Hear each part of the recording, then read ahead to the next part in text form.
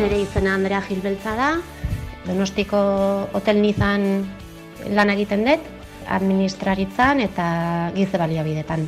2 mutiko ditut, 9 urtetako bat eta ia 6 urtetako 2 mutiko. Kontziliazioa garai hauetan oso gogorra.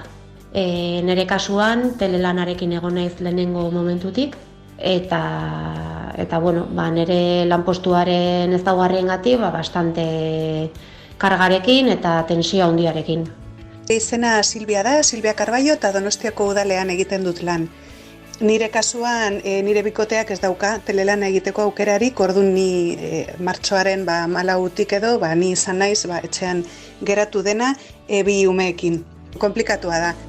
Oso gainera, 2 adibide dira, konfinamendu garaian telelana eta kontziliazioa bateratu behar izan dituzten 2 emakumeren testigantzak WhatsAppera iritsi zaizkigu gehiago ere, ea tarte honetan denbora daukagun sartzeko 2 hilabete egin ditugu oraintxe konfinamentuan, eta plazaratu diren lehen ikerketek diote, egoera horretan diren emakumeak direla, itxialdiaren presioa modu bortitzenean nozitzen ari direnak. Mertxe Etxeberria, egunon? Egunon, Maite, adibideak, etxeak eta familiak adina izan daitezke, udal langile, kazetari eta irakasleen artean ere topatu ditugu. Honen naiz, DBH-ko irakaslea eta 3 seme-alaben ama. Umeek ere badakitez, gaiaren arabera norengana jo behar dute. Zientzetako gaiak baldin badia, aitarengana jotzen dute, eta letretakoak baldin badia, nere gana.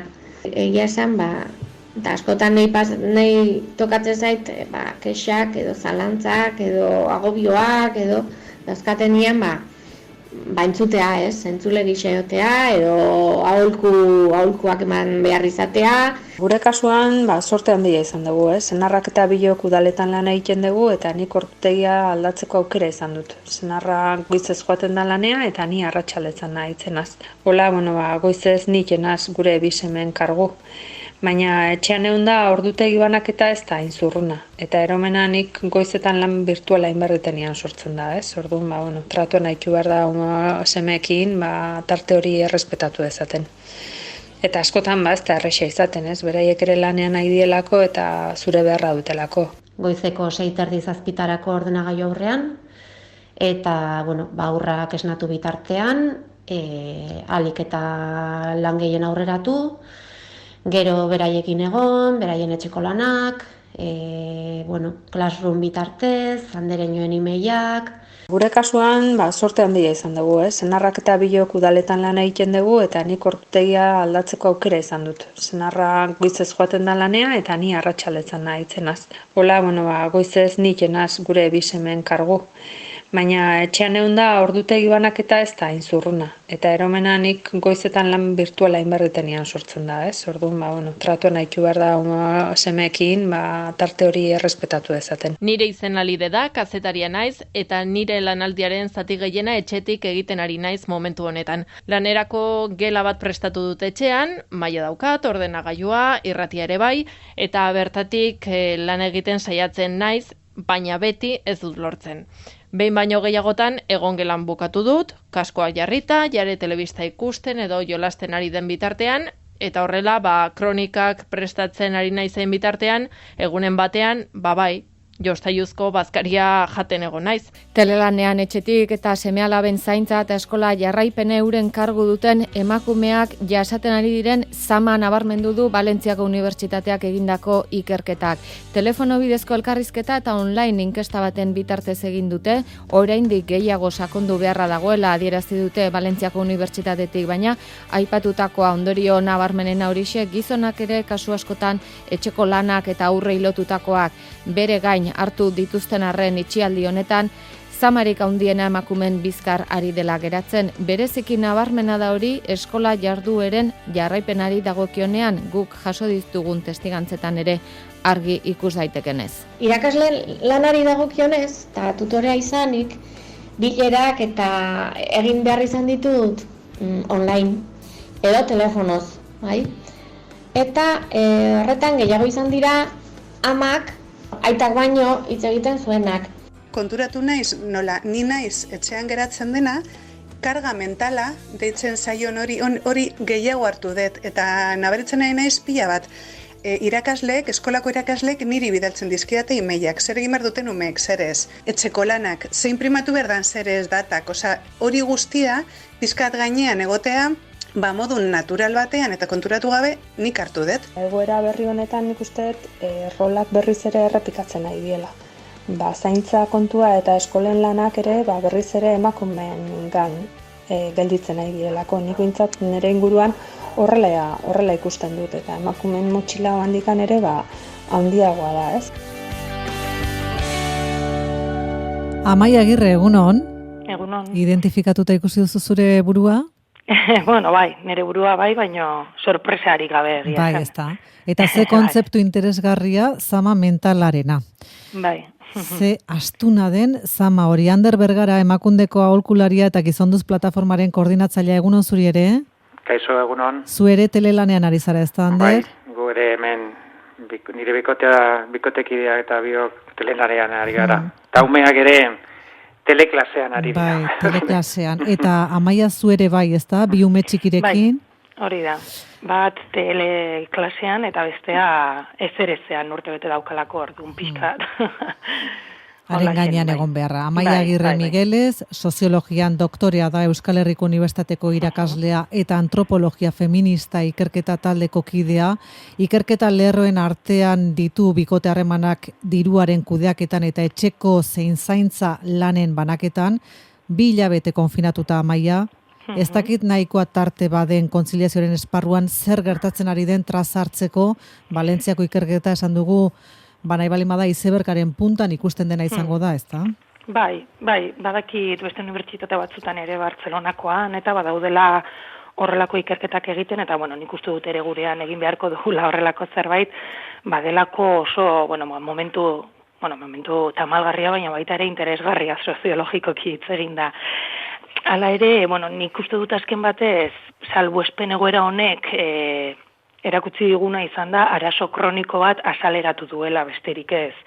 Arazoa berez basegola eta oso errotua eta ikusi egin duguna izan da, modu bortitzago batean edo, baino tendentzia berdinean esango nuke, hau da, etxeko eta zaintzalanen banaketa oso modu desegokian banatuta dagoela, etxe gehienetan, eta baita ere oso gizarte, gizarte estatuari dagokionez oso gizarte familiaristan edo bizi gehala, hau da, aitona monen beharra daukagula bai edo bai, kontziliazio zera hori edo lortzeko ez duguna lortu, eta hankamotz geratzen gera momentu honetan ikusten dugunean ez daukagula eskolarik, ez daukagula aitona monik, zer egiten dugu?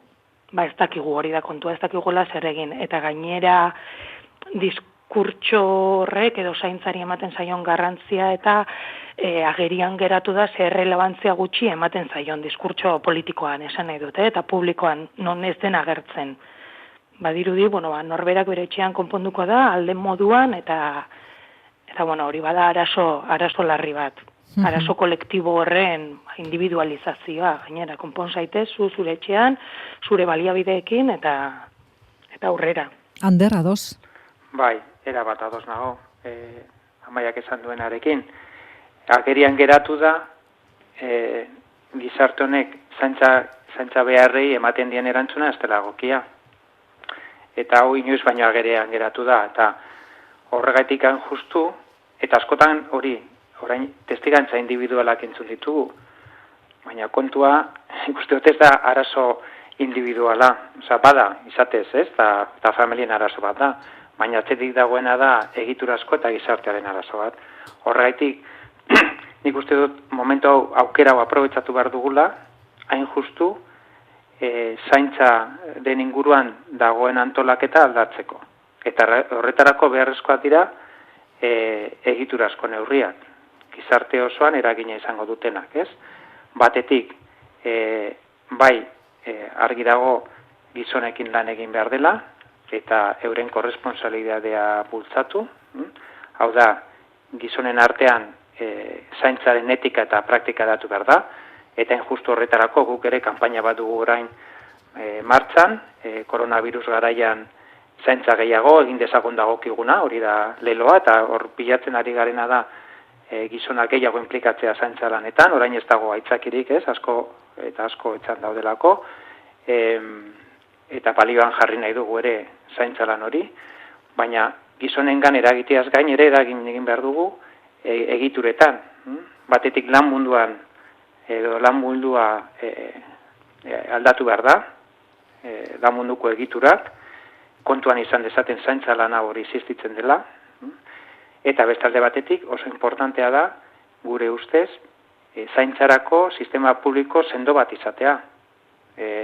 Zainduko dituena gure umeak, pertsona nagusiak, menpokotasunak dituztenak, beraz, egituran ere, edo gizateen egituran, aldaketak eragin beharko dira, bestela, ibiliko gara, arazo individual bat izango balitz moduan hitz egiten, eta nik uste dut horrek kalte egiten diola konponbideari ere, ez? Eta orain nola izango litzateke hori? Esan nahi dute egiturazko erantzun bat hasiko bagina oraintzetik ematen, momentu honetan hartzen ari diren neurriekin batera, zaintza lanetan gizonezkoen ardura areagotzeko zen neurri zehatz hartu litezke momentu honetan?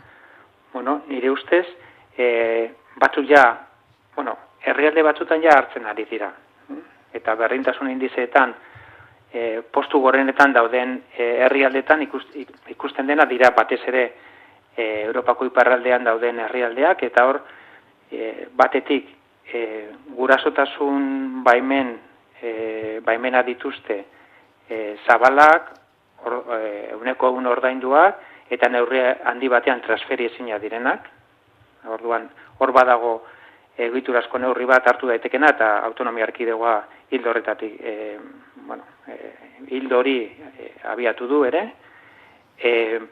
eta gero badago ere zer egin dezakegun enpresetan, ez? Nik uste dut herrialde horietan lanaldiak laburragoak dira, lehenago hasten dira lanean, normalean, lehenago bukatzen dute, antolaketa ere malguagoa da, eta lan gutxia egiten dute, edo denbora gutxiago lan egiten dute, baina produktibitate handiagoa da, ez? Nik bide hori ere jorretu behar dugu, ez?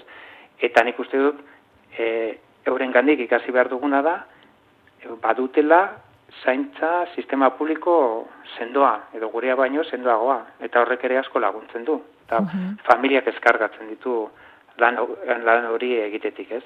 Konfinamenduak lehen amaia aipatzen zenuen hain modu bortitzean erakutsi digun errealitate hau leuntzeko, emakumeen zama hori leuntzeko, momentu honetan, Anderrek aipatzen zuen hildo beretik joko zenuke, neurri dagokienez?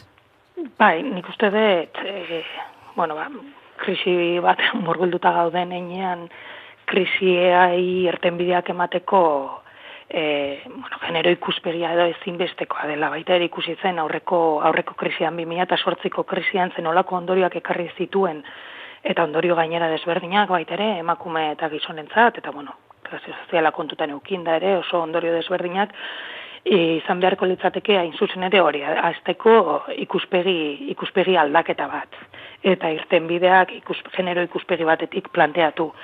Egia da adibidez telelana feminismoaren ikuspegitik eta planteamendu feministetatik kontziliazio planak egiten direnean planteatzen den neurri bat izan noi da, baina neurri bat, hau da, ondo dago telelanaren aukera izatea, baino hasteko egon behar da ondo esarrita, zer den telelana, zenbat orduz, bestela ordutegirik gabe adibidez, eta malgutasun hori izan daiteke filo bikoitza eukitzea.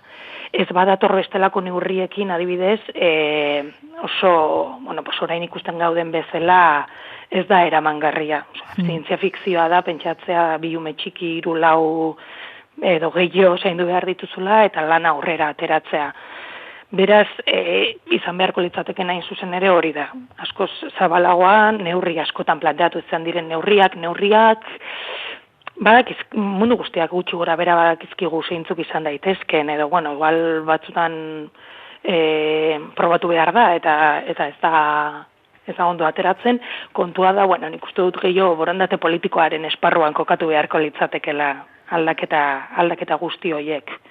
Ari gara hizketan hortaz, lehendik emandako urrats batzuk galtzeko arriskua ere badagoela? konfinamentutik ateratzen garenean, ez bagara orain azti ibiltzen. Horrela da?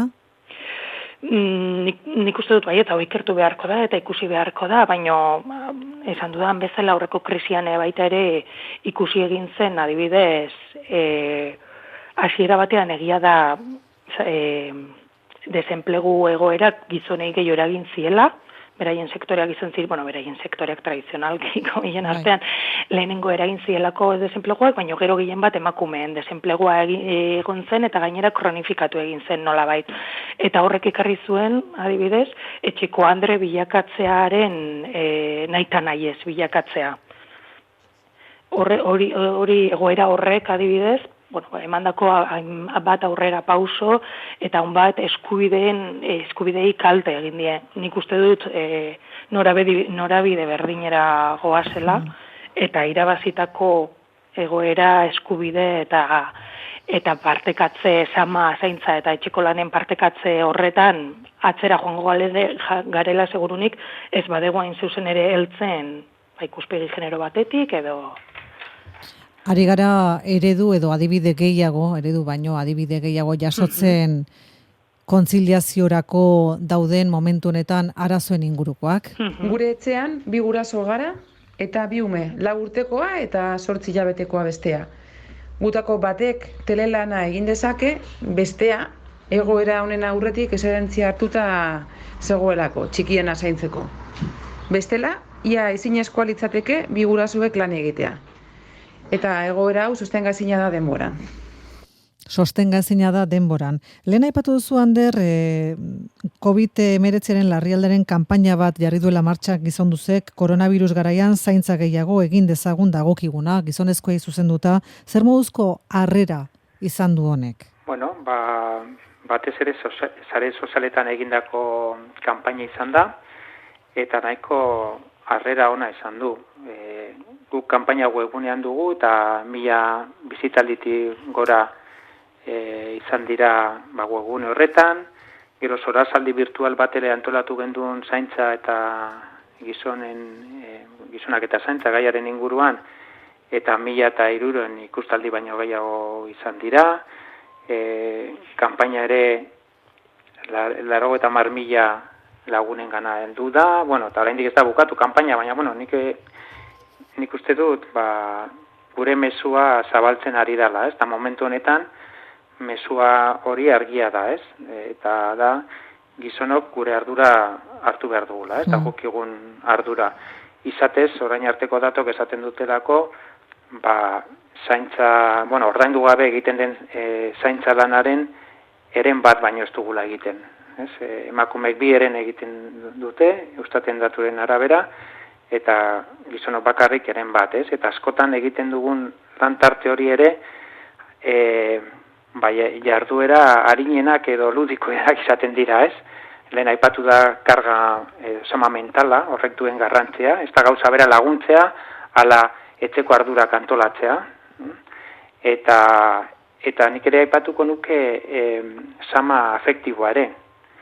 Orain 24 orduz hemen etxean gaudela, hor sortzen diren karga afektiboa eta hori kudeatu beharra, eta hori guztia ere askotan sama handia da, eta normalean emakumeengan edo emakumeen bizkar geratzen den sama, eta nik uste dut hori guztia ere hortik gizonok ikasi behar dugula, eta beste modu batean etorkizunari begira aprobetxatu aukera hau, zaintzaren dagokigun parte hori hartzeko, eta dituen alderdi positibo guztietaz ere, ikasteko eta horiek aprobetxatzeko. Amaia, ari da Ander Bergara implikatzen diren gizonezkoei buruz. Resistentzia handiak daude gizonezkoen artean zaintza rol horretan bete-betean sartzeko oraindik? Egon badaude, egia da ere, gauzak aldatu direla, eta aldatu dira hoberuntz, eta neurri batean, eta etxe askotan aldatu dira, baina nik uste dut aldatu direla uste duguna baino gutxiago. Normalean aldaketa sozialetan diskurtsoa doa aurretik eta praktikak atzetik.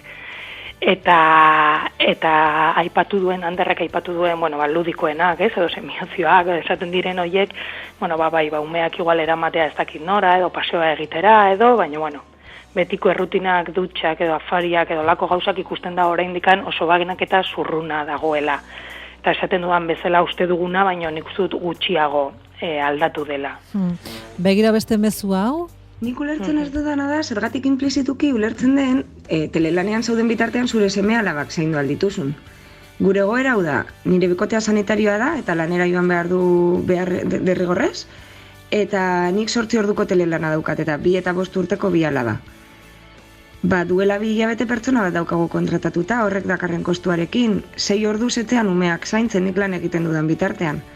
Hau egingo ez bagenu, nik eszedentzia eskatu beharko nuke, ezingo nuke lan egin.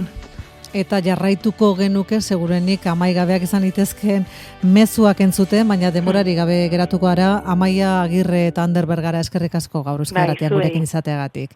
Gai honen aproximazio bat egiteagatik. Berehala, albisteak eta ondoren, Faktoria Manu Itxastorturekin eta Martin Zabaleta.